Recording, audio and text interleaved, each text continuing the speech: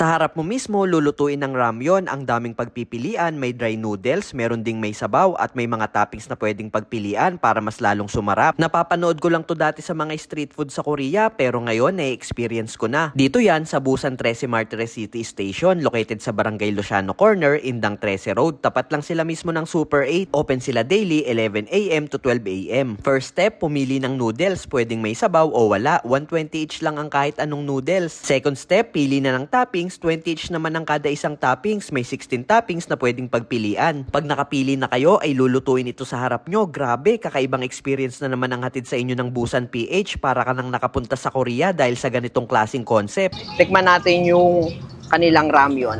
Mababalang pa lang guys. Sarap ng paggaluto. Sarap ng sabaw. Sakto to, maulan. Bayan. Ito yung lobster claw. Nausok pa. Pop. Spam. Mainit.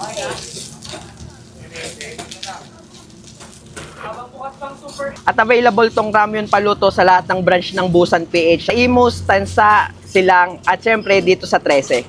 Open sila dito Monday to Sunday, 11 AM to 12 AM.